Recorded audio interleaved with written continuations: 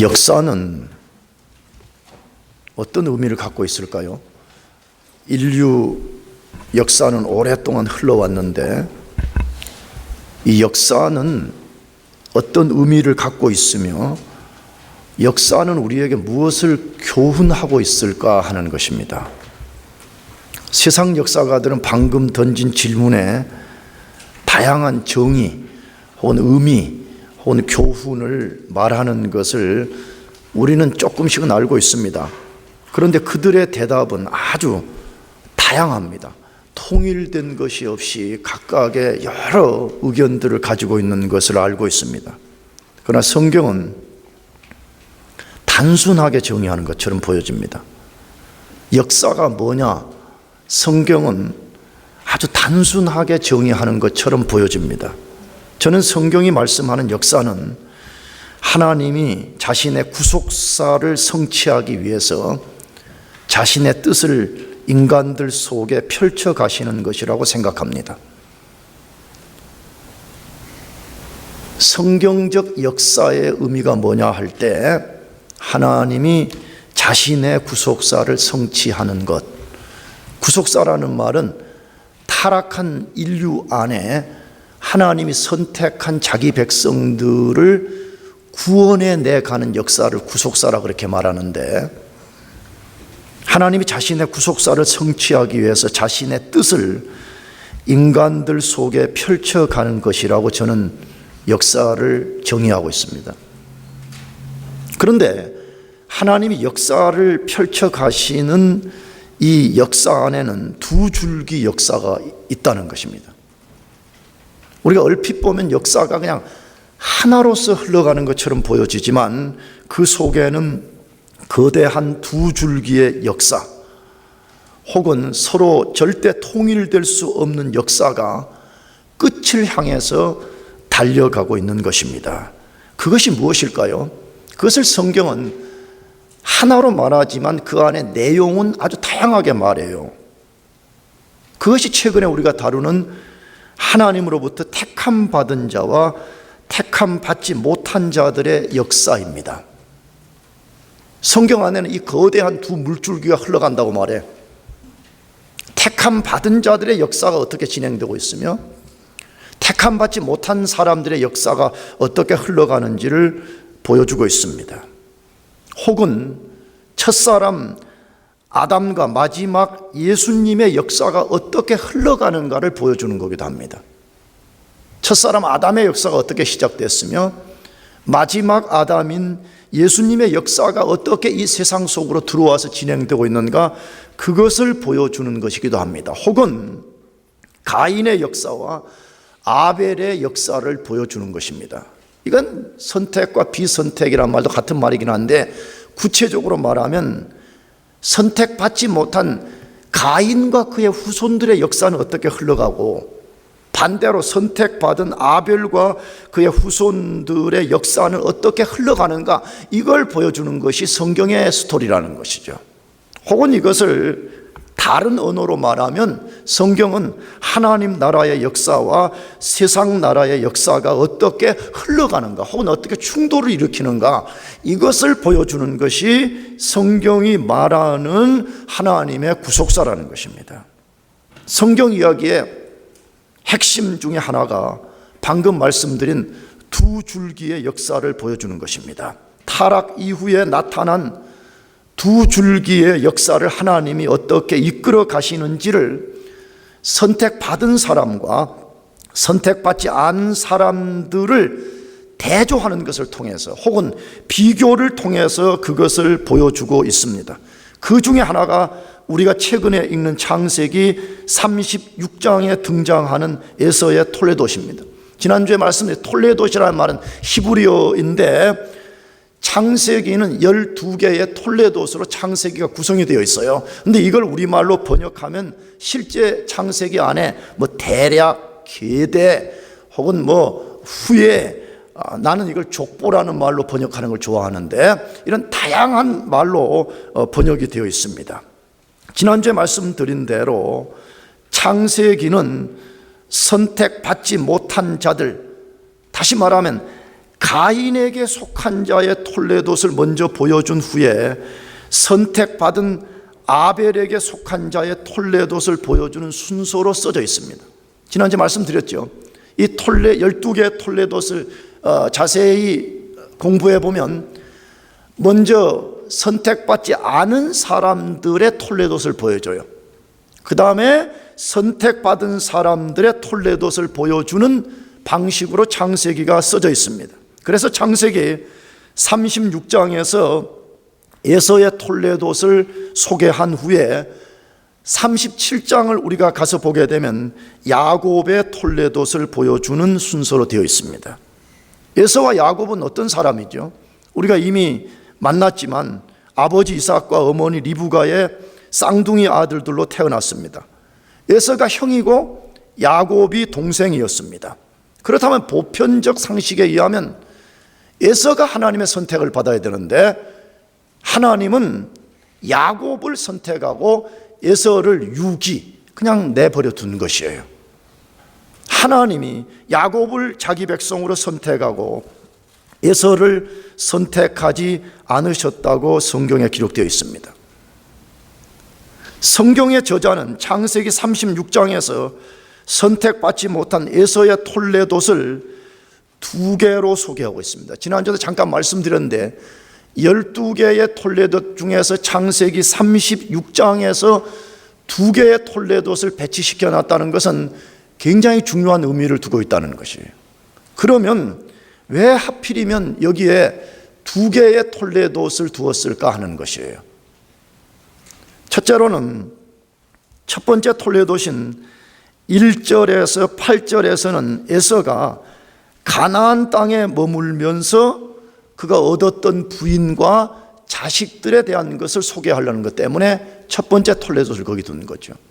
두 번째 톨레도스는 9절에서 43절까지 오늘 본문에 해당하는 것인데 이것은 에서가 가나안을 떠나서 에돔 혹은 세일이라고 부르는 곳인데 그 약속의 땅을 떠나서 에돔 땅에 가서 얻은 후손들이 어떻게 전개되었는가를 소개하려는 것 때문입니다.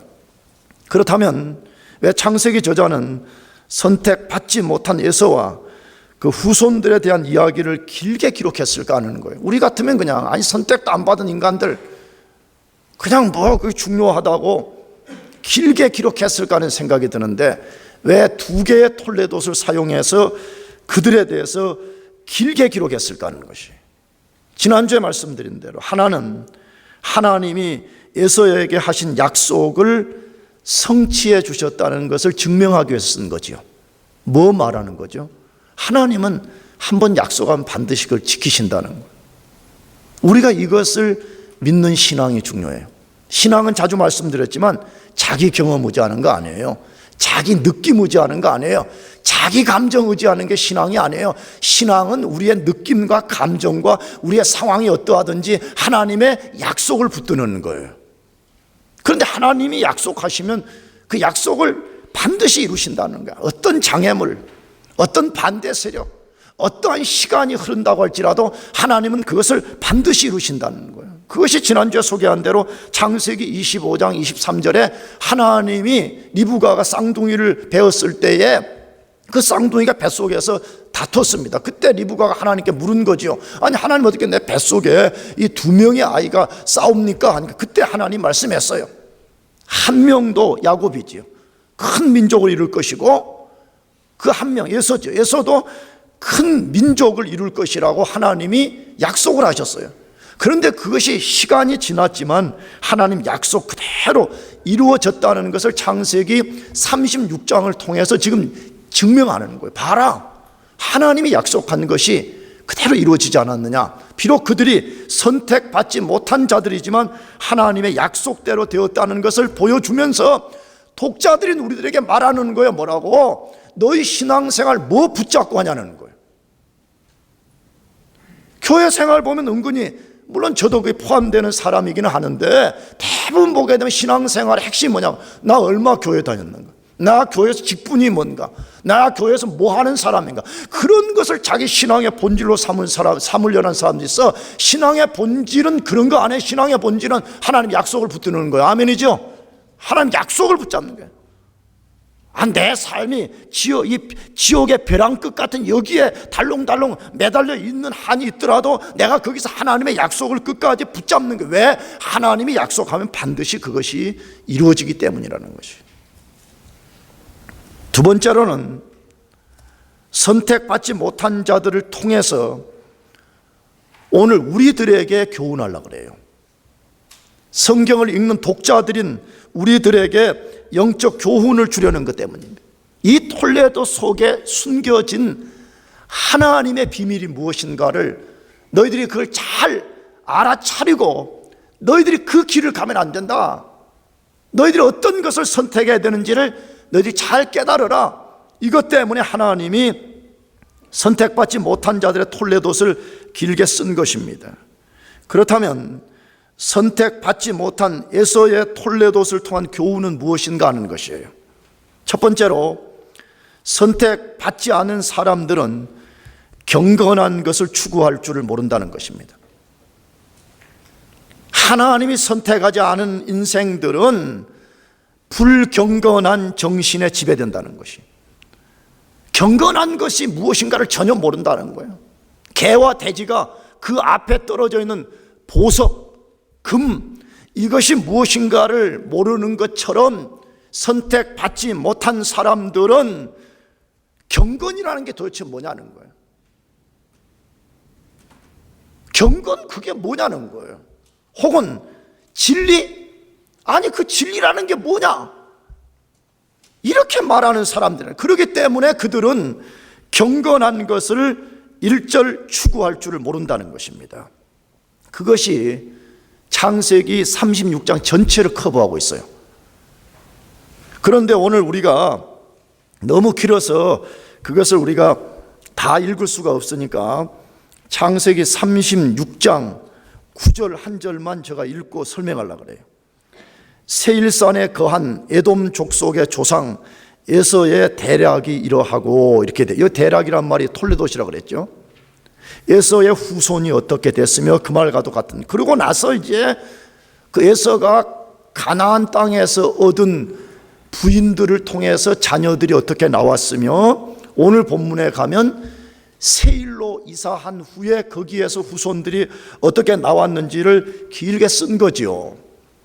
근데 제가 자주 말씀드렸지만 성경을 읽는 독자들이 성경 읽을 때 제일 힘들어하는 부분 중에 하나가 이런 인물 나오는 족보들이잖아요. 누가 누구를 낳고 뭐 어쩌고 하면 그렇지 않아도 성경 읽기 싫어하는데 참 신기해요. 왜 사람들은 성경을 그렇게 읽기 싫어하는지 몰라요. 드라마 보면 막 빠져들고 그냥 밤새워서 그거 보고 눈이 막 빨개지고 그러는데 왜 이 진리의 말씀인 성경 읽기를 그렇게 싫어하는지 몰라. 그래서 이제 뭐 달래고 뭐 윽박 지르고 해가지고 성경 좀 읽으라 그러면 또 창세기부터 읽어보잖아요. 그럼 맨날 창세기 맨날 창세기. 근데 조금 읽어보려고 폼 좀 잡는데 꼭 이런 부분에 딱 걸리면 성경은 역시 나한테 안 맞아. 나는 성경 읽는 거 체질이 안 맞아. 이러면서 씩 집어 던져버리잖아요. 그렇다면 우리가 역으로 이렇게 질문을 던져봐요. 왜 성경 기자는, 이 창세기는 모세가 기록한 거니까 성령의 감동으로, 그 모세는 왜 이렇게 골치 아픈 이야기를 길게 썼냐 이거예요. 여러분 한번 생각해. 우리 읽는 것도 어려운데 이걸 다 조사를 해서 에돔 족속의 후예는 어떻게 전개됐으며 이걸 다 조사해서 이것을 쓴다는 것은 결코 그 수고가 작지 않은 거잖아요. 얼마나 힘들었겠어요. 나는요 요즘 눈이 나빠가지고 나도 이번 주 이 설교하면서 이 족보 이거 나는 일부러 이게 옮겨서 기록하거든요. 원고를 쓸 때 일부러. 왜냐하면 다시 내가 한번 그 본문을 다시 생각해 보려고. 근데 너무 힘든 거예요. 이게 스토리가 아니고 누구는 누구 낳고 뭐 누구 아들이 이거 옮겨 적는 일이 얼마나 힘든지 모르겠어요. 그러면 이거 모세가 이걸 기록했을 때 모세는 얼마나 힘들었겠어요. 그런데 모세가 그 힘든 작업임에도 불구하고 긴 족보 리스트를 기록할 때는 분명히 이유가 있었던 거죠. 분명히 독자들에게 중요한 메시지를 전달하려는 것 때문에 기록한 거 아니에요. 그렇다면 무엇 때문에 기록했냐는 것이에요. 여러 이유가 있습니다. 여러 이유. 그런데 그 중에 가장 대표적인 것은 에서의 후손들의 이름을 통해서 그들이 어떤 특성을 가진 사람들인가를 보여주려는 의도가 있습니다. 에서의 톨레도 소개하는 36장 안에는 총 81명, 81명의 사람들이 여기에 등장합니다. 그럼 나는 만약에 그냥 내가 단순히 인간적으로 성경을 기록하는데 이렇게 했을 것 같아. 이렇게 꼭 81명을 꼭 기록은 하되 복잡하니까 일일이 누가 낳고 하지 말고 81명을 제너레이션, 세대별로 구별해서 1세대는 몇 명, 2세대는 몇 명, 이렇게 써버려도 될 것 같아. 졸지 말아라.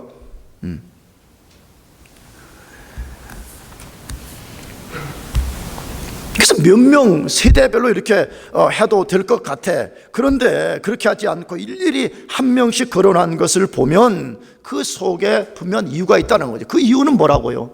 그 한 사람 한 사람들의 이름을 통해서 그들이 어떤 특성을 가진 사람들인가를 보여주려는 의도 때문이라는 거예요. 그렇다면 에서의 후예들은 어떤 특성을 가졌냐 하는 것이에요. 그들 안에는 경건함이 일체 없었다는 거예요. 뭐가 없었다고요? 경건함. 여러분, 경건이라는 말이 뭐죠? 물론 경건이라는 헬라어는 유세비아라는 말인데 이 말을 의미적으로 우리가 해석을 하면 하나님을 두려워하고 사랑하는 마음을 말합니다. 우리는 보통 경건 그러면 사람이 말수도 좀 적고 좀 얌전하면 경건하다 그렇게 말하는데 성경이 말하는 경건은 하나님을 두려워하고 하나님을 사랑하는 마음의 태도를 가지고 살아가는 삶의 자세를 경건이라고 그렇게 말하는데 에서의 후손들 속에는 그런 경건함이 전혀 없다고 말해요. 성경에서. 그렇다면 그들이 경건함이 없었다는 증거가 뭐냐 하는 것이에요. 이 81명의 사람들 중에 2명을 제외한 나머지의 이름들은 전부 다 세속적이라는 것이에요. 그 2명 4절 5절 반복돼서 13절 14절에 나오는 루엘이라는 사람과 여우스라는 사람이 겨우 하나님과 관련된 이름을 갖고 있어요. 여기 루엘이라는 이름은 하나님의 친구라는 뜻이고 여우스는 하나님이 도우신다는 뜻입니다. 그런데 나머지 전부 다 그들의 가치관을, 그들이 무엇을 추구하는 사람인가를 보여주는 이름들로 이름이 지어졌습니다. 그거 우리가 또 다 살필 수가 없어요. 그래서 몇 명만 살펴보려고 그러는데 2절에 아다라는 사람이 있어요. 아다라는 히브리어 말을 우리말로 번역하면 장신구라는, 장신구 뭔지 알죠? 이쁘게 이렇게 다듬고 하는데 뭐 이렇게 폼내고 그런 장신구라는 거예요. 2절에 엘론이라는데 엘론의 뜻은 사슴이 발견되는 지역, 그런 의미를 갖고 있어요. 의미를. 2절에 시브온, 이 말은 하이에나라는 말, 그 짐승 있잖아요. 하이에나를 말하는 거예요. 3절에 바스맛은 향수예요. 향수. 여러분 몸에 뿌리는 향수 있잖아요. 4절에 엘리바스는 순금이라는 뜻을 갖고 있어요. 13절에 나핫은 휴식, 13절에 세라는 오름, 어떻게 올라간다 할 때 오름, 이 뜻을 갖고 있어요. 21절에 디소는 가젤, 그 사슴같이 생긴 거 있죠. 가젤을 지칭하는 것이고 23절에 알와는 심술궂은, 이런 의미를 갖고 있어요. 심지어 38절로 뛰어넘으면 그 후손 중에 이름이 바알이라는 이름이 있다고 되어 있어요. 바알은 뭐죠? 거짓 신의 이름이에요. 거짓 신의 이름을 자기 아들 혹은 자기 손자, 자기 후손들의 이름에 바알이라고 지었다라고 되어 있습니다. 고대 세계나 지금이나 자녀들의 이름을 지어줄 때 부모들이 굉장히 심사숙고하잖아요. 대부분 자녀들 이름 지을 때 어떻게 해요? 자기들이 소원하는 거, 내가 이런 사람 되고 싶다. 근데 못 됐다는 거예요. 그래서 우리 아이들만큼은 이런 사람 되면 좋겠다. 그래서 이름 지어주죠. 아니면 앞으로 이 아들이 이런 비전을 가지고 살면 좋겠다 해서 이름 지어주잖아요. 그러므로 이름을 지어준다는 것은 대부분 이름은 자기가 짓는 것이 아니고 자기 아버지, 할아버지가 지어주는 것인데, 이름을 짓는 것을 보면 그 사람이 어떤 가치관을 갖고 있는가를 볼 수가 있어요. 다시 말하면 가장 고귀하게 여기는 것이 무엇인가, 이걸 우리가 볼 수 있음을 알아차릴 수가 있어요. 그렇다면 에서의 후손들의 이름을 통해서 그들이 소원했던 것, 그들이 어떤 가치관을 갖고 산 사람들인가가 아주 자명합니다. 뭐가 자명하죠? 그들은 하나님을 최고의 가치로 두지 않았습니다.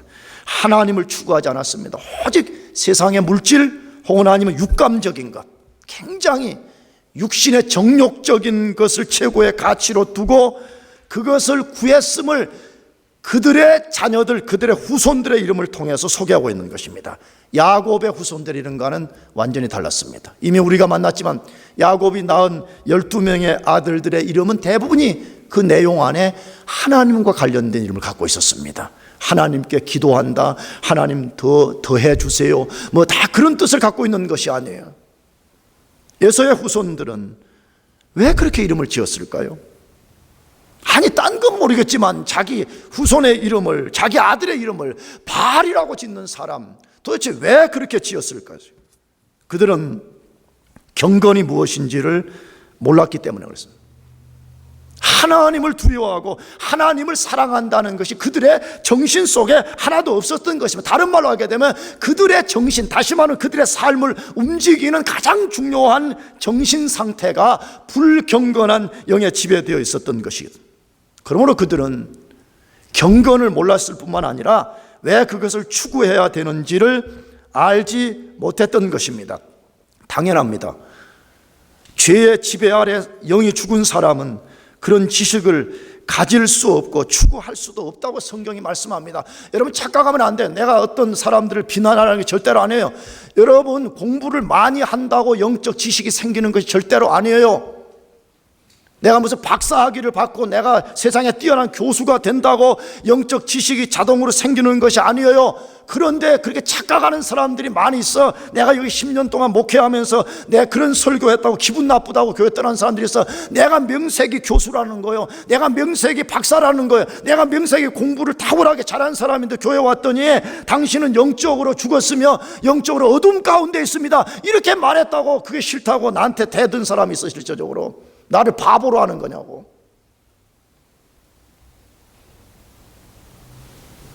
그거는 아직 경건이 무엇인지를 전혀 모르는 사람들의 반응인 것이죠. 성경은 분명하게 말해, 우리 모든 인간은 영적으로 죽어 있다고 말해. 영적으로 어둠 가운데 있다고 말해. 영적 무지 속에 있다고 에베소서에서 말해. 집에 가서 읽어봐요, 2장에. 하나님이 주신 본래의 지식이 완전히 뒤틀려가지고 그 지식이 바른 기능을 하지 못하고 하나님을 섬겨야 되는 것을 우상을 숭배하는 존재들로 바뀌어버렸다고 말하는 것이, 그렇기 때문에 그런 영의 상태를 갖고는 경건이 무엇인지를 전혀 알 수가 없는 것입니다. 그것을 잘 보여주는 것이 창세기에 아담 이후에 나오는 첫 번째 스토리인 가인과 아벨 이야기를 보면 알 수가 있어요. 아담이 가인과 아벨을 낳았다고 되어 있죠. 어느 날 가인과 아벨이 하나님 앞에 제사를 드렸어요. 가인은 농사를 짓는 사람이니까 당연히 구약의 제사 방법이 자기가 소득 얻은 그거 가지고 가서 제사 드리는 거니까 곡식 갖다가 제사를 드렸어요. 아벨은 양을 치는 사람이니까 양 잡아다가 하나님께 제물을 바쳤어요. 근데 하나님이 가인의 제사는 안 받은 거예요. 아벨의 제사는 받은 거예요. 그래서 사람들은 성경 해석할 때, 물론 나는 그것이 100% 틀리다고 생각하지는 않지만, 가인이 양 갖다 바치지 않고 곡식 갖다 바쳤기 때문에 하나님이 안 받았다, 이렇게 설교하는 경우가 있는데 나는 그것은 합당하지 않다고 봐요. 아니, 당연히 말이요, 내 농사꾼이면 농사 지어서 나온 소산물 바치는 게 맞고, 양 쳤으면 양 갖다 바치는 게 맞잖아요. 하나님은 제물의 종류 때문에 안 받으신 것이 아니에요. 그럼 뭐 때문이죠? 그 성경에 그렇게 돼 있어요. 가인과 그의 제물, 아벨과 그의 제물로 돼 있어요. 무슨 이야기 하고 싶은 거죠? 가인은 제사를 드렸지만 형식으로 한 거예요. 하나님을 두려워하고 하나님을 사랑하는 것이 없었어요. 그러니까 가서 제사의 형식은 갖추었지만 그 속에 하나님이 받으심직한 오름이 없었던 거예요. 그러니까 하나님이 그것을 안 받으시는 것이죠. 당연히 하나님이 창세기를 읽어보게 되면 모세오경을 통해서 제사법을 제정하실 때에 소재, 곡물 다 갖다 바치라고 하나님 말씀하시잖아요. 제물 때문이 아니라 제물을 바치는 마음의 태도 때문이라는 거예요. 가인은 경건함이 뭔지 몰랐다는 거예요. 왜 내가 하나님께 최고의 것을 드려야 되며 내가 왜 온 존재를 다해서 하나님께 나아가야 되는지를 전혀 몰랐기 때문에 그런 것입니다. 선택받지 않은 사람들, 선택받지 않은 사람은 구원받을 수 없어요. 물론 이런 설교에 대해서 또 이제 자유진영에 있는 사람들은 공격하겠죠. 성경 단호해요. 선택받은 사람이 구원받아요. 할렐루야. 그러므로 선택받지 않고 구원받지 않은 사람들은 경건이 무엇인지를 모르기 때문에 가인처럼 하는 거예요. 에서와 그의 후손들처럼 하는 것이에요. 이름 짓는 것 속에 자기의 세속적 가치관을 완전히 드러내는 것처럼 말이에요. 그렇게 사는 거예요. 지금도 그래요. 지금도 하나님 섬기는 일이 얼마나 고귀하고 하나님의 나라와 하나님의 교회를 섬기는 일이 얼마나 소중한 것인지를 전혀 모르는 거예요. 가인처럼 하는 거예요. 가인처럼. 종교의 형식은 갖고 있지만 그 내용에 들어가 보면 가인처럼 하는 사람들이 얼마나 많은지 몰라. 그럴 수밖에 없어요. 왜냐? 경건이 무엇인지를 한 번도 이해한 적이 없기 때문에 그래. 사람들은 누구든지 그게 악한 거든 좋은 거든 간에 뭔가 거기에 자기 이득이 된다고 생각하면 사람들이 그에 달려들기 시작하나요? 근데 경건이 무엇인지를 이해한 적이 없기 때문에 가인과 에서처럼 행하는 것이에요.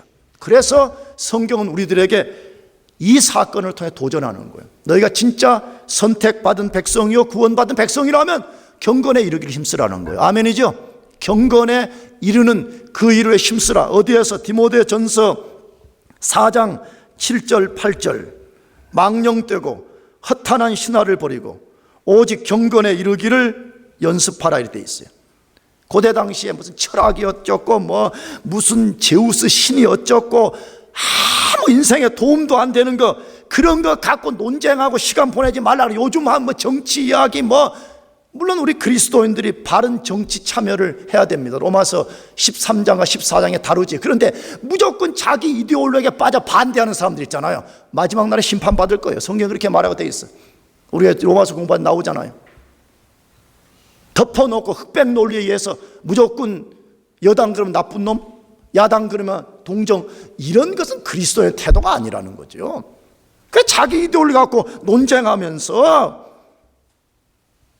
경건이 무엇인지를 전혀 이해하지 못하는 그런 삶을 사는 것을 성경하지 말라고 말해. 망령되고 허탄한 신화를 버리고 오직 경건에 이르기를 뭐 하라고요? 뭐 하라 그래요? 연습하라 그러잖아. 연습하라 그러잖아. 어떤 사람들 제자 훈련한다. 뭐 한다. 뭐 하면 그 율법주의 아니냐고. 무슨 율법주의?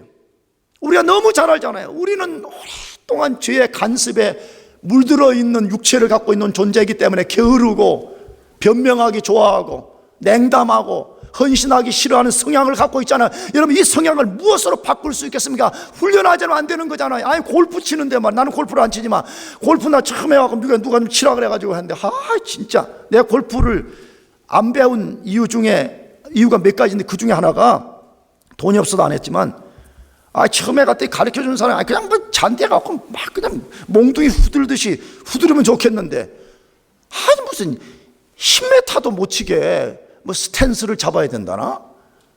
그래가지고 진짜 성질 같은 막 돌려고 막 치고 싶은데 힘 빼라고 여기는 삼각형으로 만들고 힘 빼가지고 살짝 돌려라. 성질 나서 못 하겠더라. 천국 가서 칠 것도 아닌 골프 하나 치는데도 말이에요. 연습이 필요하잖아요. 자세를 바꾸는 훈련이 필요하잖아요. 그렇다면 경건에 이르는 거죠. 하나님을 두려워하고 하나님을 사랑하는 거기에 이르기 위해서는 연습이 없이는 안 된다고 분명하게 말씀하고 있잖아요. 왜 경건에 이르는 연습을 해야 된다고 말해요? 육체의 연습은 약간의 유익이 있으나 경건은 범사에 유익하니 금생과 내생에 약속이 있느니라. 엄청난 비밀이 있다는 거예요. 그러므로 사랑하는 교우 여러분, 여러분들이 진짜 거듭난 사람이라면 여러분들은 하나님의 선택에 의해서 구원받은 것입니다.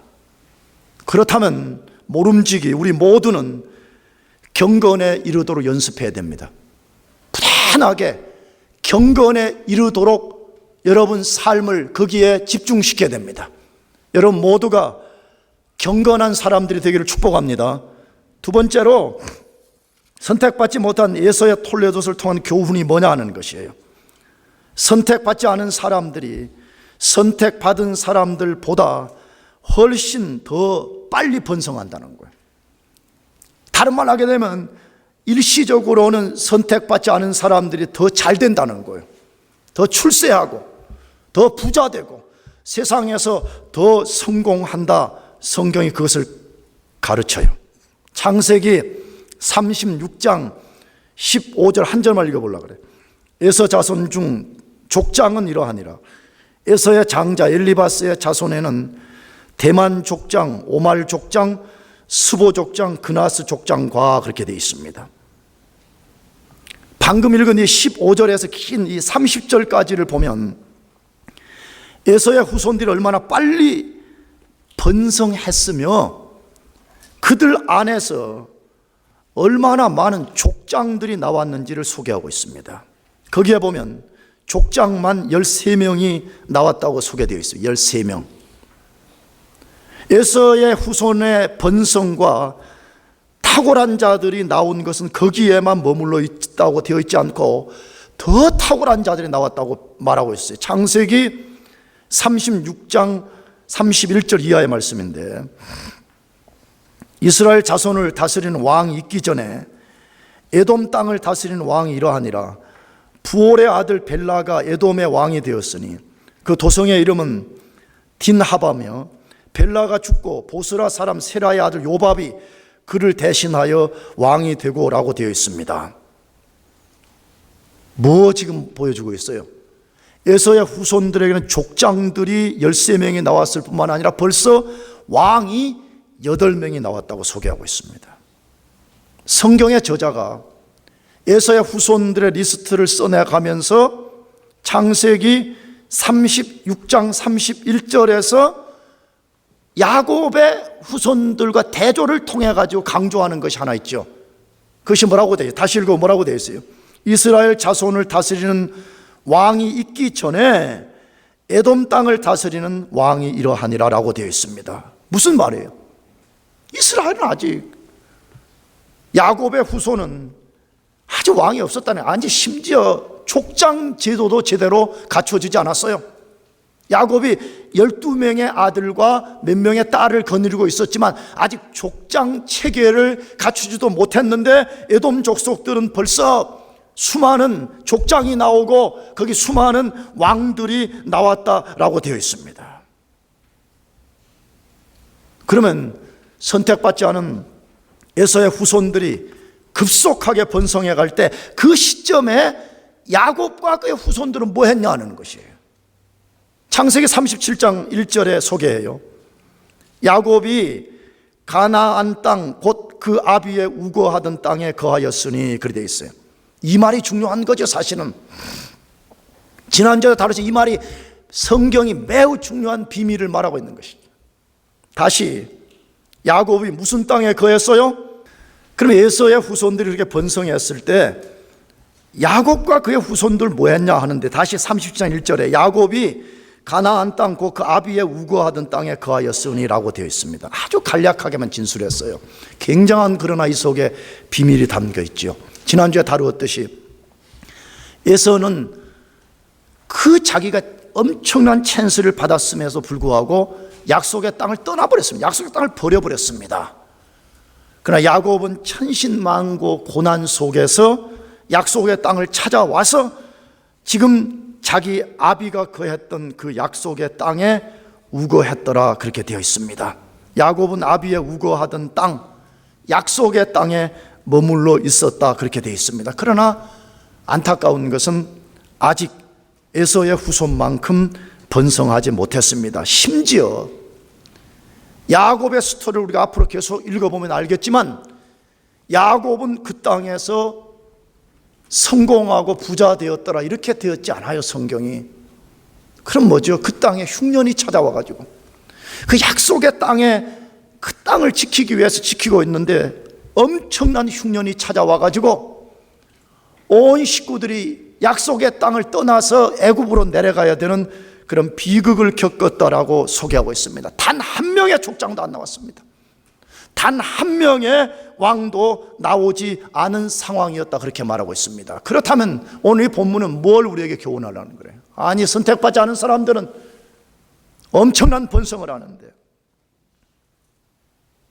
하나님의 백성들은 지금 고난 속에 있고 좁은 길을 가야 되고 약속 하나밖에 없네. 약속 하나밖에. 자기 눈앞에 자기 인생 앞이 꼭 절망처럼 보여지는 그런 상황 속에 있다는 게, 그렇다면 오늘 창세기 기자는 이 사건 통해서 우리들에게 뭐 교훈하려고 그러냐는 것이에요. 하나님의 백성들아 정신 똑바로 차려라는 거예요. 선택받지 않은 사람들이 선택받은 하나님의 백성들보다 일시적으로는 잘 된다는 거예요. 일시적으로는 번성한다는 거예요. 일시적으로는 훨씬 세상적으로 유력한 사람들이 태어난다는 것이에요. 그러면 선택받은 하나님 백성들 뭐 하라는 거예요? 하나님의 약속을 너가 붙잡았다면, 하나님의 약속한 복이 성취되는 것을 너가 보려면 기다림과 인내가 필요하다는 것이에요. 하나님의 때가 될 때까지 끝까지 믿음을 가지고 기다리고 인내하라는 것이에요. 믿음의 다른 말이 뭐죠? 믿음의 다른 말은 하나님의 약속을 붙잡고 기다리고 인내한다는 말이에요. 아까도 말씀드렸지만 여러분, 믿음을 추상적으로 정의하면 안 돼요. 이상한 게 정의하면 안 돼요. 믿음은 내 경험 의지하고 기다리는 것이 아니에요. 믿음은 내 과거의 경력을 의지하고 기다리는 것이 아니라 하나님의 약속을 붙잡고 그 약속이 성취될 때까지 끝까지 기다리는 거예요. 이걸 바꾸는 무슨 말이에요? 어떤 사람이 끝까지 기다릴 수 있어요? 하나님이 약속한 것을 하나님이 반드시 이루신다는 것을 믿는 믿음이 있는 사람만이 기다릴 수가 있어요. 성경에 모든 하나님의 사람들은 인내의 사람이었다고 되어 있죠. 아브라함이 하나님이 아들 주겠다고 약속 받고 아들 얻을 때 25년 그랬어요. 25년. 요셉이 꿈꾸고 너가 앞으로 너가 높은 지위에 오를 것이라는 꿈을 받고 약 17년 기다렸어요. 다윗이 하나님으로부터 이스라엘에 너가 왕이 될 것이라는 하나님의 약속을 받고 그 약속이 성취되는데 13년 걸렸어요. 하나님의 사람들 중에 한 사람이라도 기다림 없이 인내 없이 된 사람이 아무도 없다는 거예요. 그럼 왜 하나님은 하나님의 백성들에게 믿음을 요구하냐 이거예요. 왜 기다림을 요구하냐 이거예요. 여러 이유가 있어요. 근데 내가 자주 잘 드는 예를 하나 소개하려고 그래. 여러분, 식물들이 식물, 콩나물도 식물이고 이런 집 짓는 거대한 나무들도 다 식물이잖아요. 콩나물은 일주일이면 자라요. 콩나물은 일주일. 호박은 6개월이면 따먹을 수 있어요. 그러나 이런 하나님의 성전의 기둥, 왕궁의 대들보는 그 6일 자라서 되는 거 아니에요. 6개월 자라서 되는 거 아니잖아요. 그것은요 70년, 200년 하나님이 자기 백성들을 그렇게 만드시고 싶다는 거예요. 백향목 같은 그런 존재로 만들어서 하나님의 때에 하나님을 위해서 하나님이 쓰시겠다는 거예요. 그래서 끝까지 하나님의 약속을 붙잡고 그 약속에 의해서 살도록 하나님이 만들어 가시는 것이에요. 그래서 하나님이 야고보서에서도 우리에게 기다리라고 말해. 야고보서 5장 10절 11절에 형제들아, 주의 이름으로 말한 선지자들로 고난과 오래 참음의 본을 삼으라. 보라, 인내하는 자를 우리가 복되다 하나니 내가 욥의 인내를 들었고 주께서 주신 결말을 보았거니와 주는 가장 자비하시고 긍휼히 여기시는 자신이라. 먼저 선지자들 예를 들었죠. 선지자들이 얼마만큼 인내의 사람들이었는가. 왜 그랬죠? 선지자들은 오늘로 하면 일제 검찰 같은 사람들, 백성들의 죄를 기소하고 엉망이 된 것을 개혁시키는 그런 개혁자들이었잖아요. 그런데 백성들에게 가서 하나님 말씀 선포하는 거예요. 너 이렇게 하면 망한다. 너 이렇게 하면 너 인생들 망한다는 거예요. 그러나 너희들이 하나님 언약을 지키고 돌아온다면 너희는 절망 가운데서 살아날 것이다. 이게 선지자들의 예언이잖아요.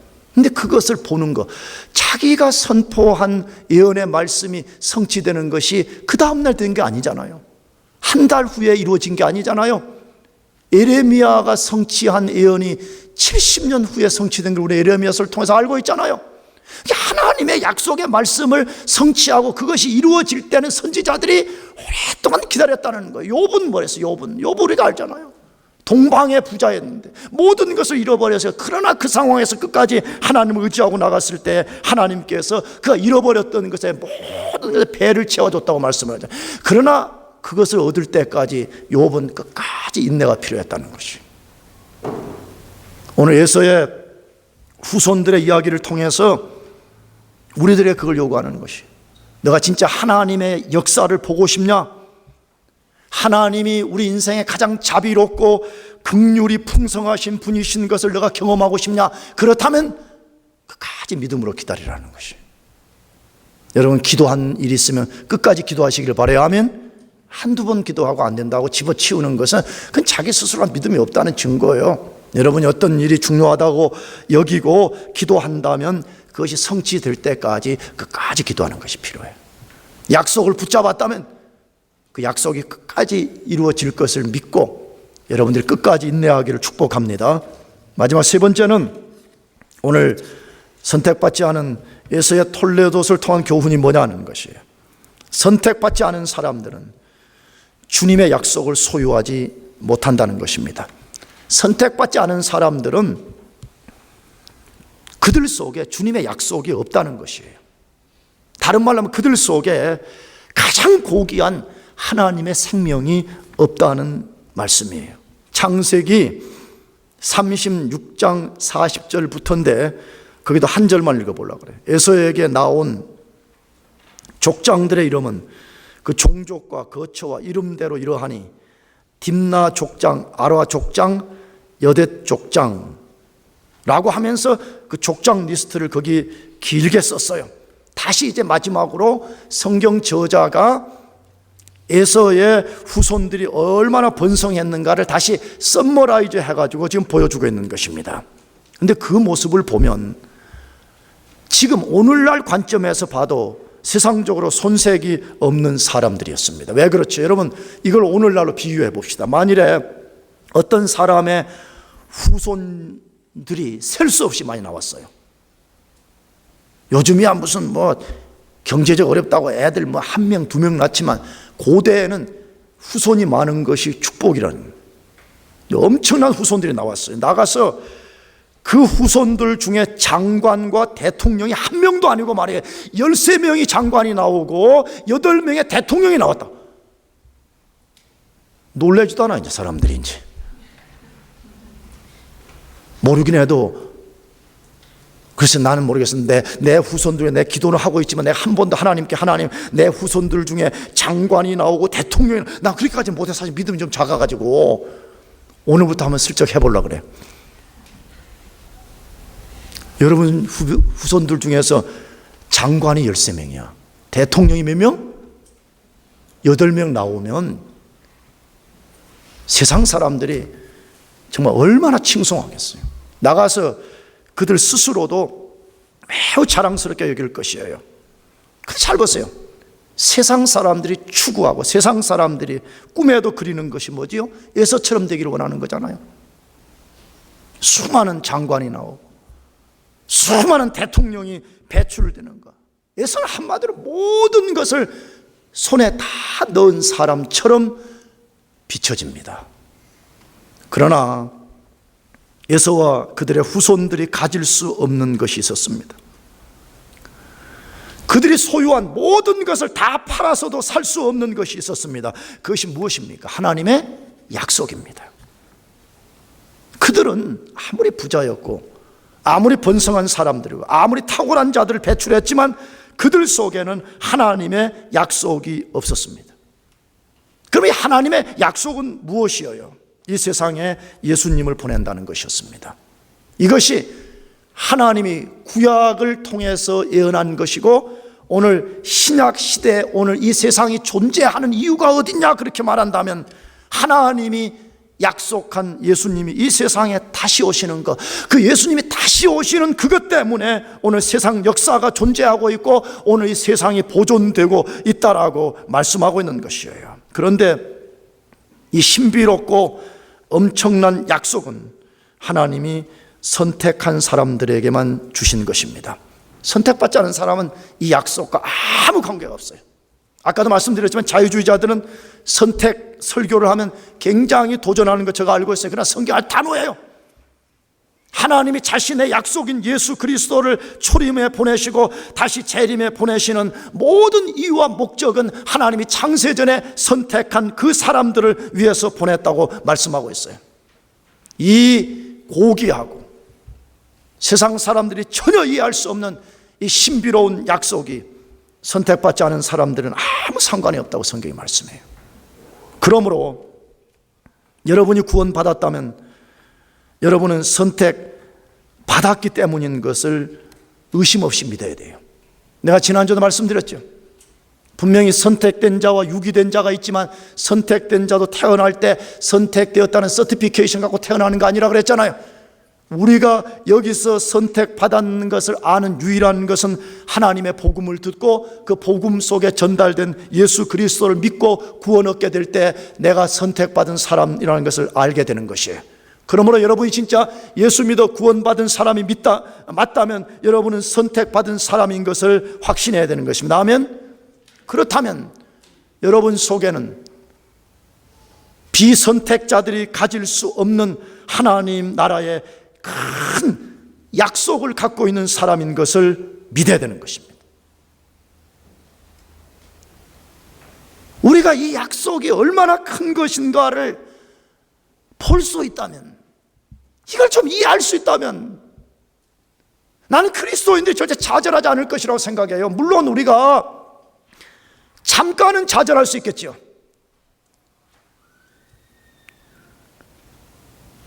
그렇죠. 이 약속이 무엇이며 이 약속이 얼마나 위대한 복인가를 볼 수 있는 눈이 있다면 우리가 잠깐은 흔들릴 수 있을 것 같아요. 그러나 계속 흔들리잖아요.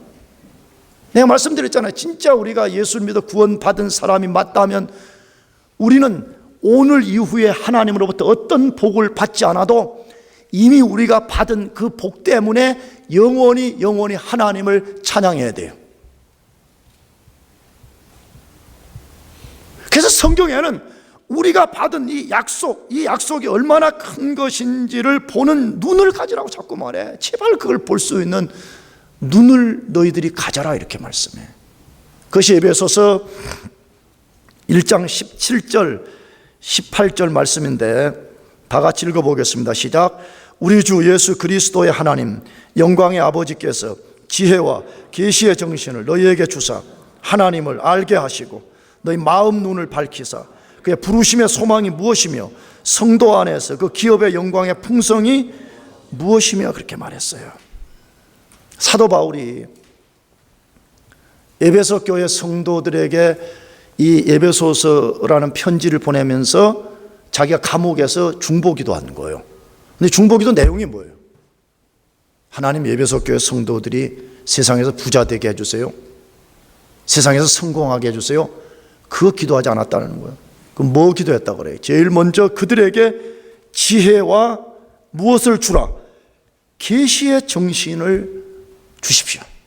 이걸 독자들 입장에서는 뭐죠? 너희들이 제발 지혜와 계시의 정신을 받아라. 이 정신이라는 말을 어떻게 또 번역할 것인가가 좀 논쟁이 있는데 나는 이걸 성령으로 이해해요. 너희가 하나님의 계시, 하나님의 지혜가 무엇인가를 알려주는 성령을 너희가 충만하게 받아라. 그런 후에 너희 마음의 눈이 밝혀지라 그렇게 말해요. 여러분, 우리 존재는 우리 육신의 눈 말고 우리 이 마음의 눈이 있다고 말해. 그게 영안이라고 그러잖아요. 영안, 영적인 눈이라고 말하잖아요. 마음의 눈이 밝혀지라는 거예요. 마음의 눈이 밝혀져서 그의 부르심의 소망이 무엇이며 성도 안에서 그 기업의 영광의 풍성이 무엇임을 끝까지 가면 알게 하시고 이렇게 돼. 끝까지 가면 무슨 이야기예요? 예수 그리스도라는 거대한 약속을 받은 우리가 예수 그리스도와 더불어 장차 받게 될 하늘 기업의 영광이 얼마나 큰 것인가를 제발 너희들이 알았으면 좋겠다 이거예요. 만약 너희들이 그것을 안다면 내가 지금 옥중에 갇혀 있다는 사실 때문에 낙심하지 않을 것이고 내가 예수님을 믿는다고 핍박을 받는 것 때문에 너희가 낙심하지 않을 것이라는 것이에요. 우리는 세상 사람들이 가질 수 없는, 세상 사람들이 세상의 모든 것을 다 팔아서도 살 수 없는 하나님의 약속을 가진 사람들이잖아요. 여러분이 그 약속을 소유한 사람들인 것을 믿습니까? 그렇다면 우리는 그 약속을 의지하고 삶의 고난을 넘어서고 장애물이라고 하는 파도를 넘어서야 되잖아요. 여러분 모두가 하나님의 약속을 붙잡고 끝까지 야곱처럼 하나님의 길을 가기를 축복합니다. 기도하겠습니다. 우리 같이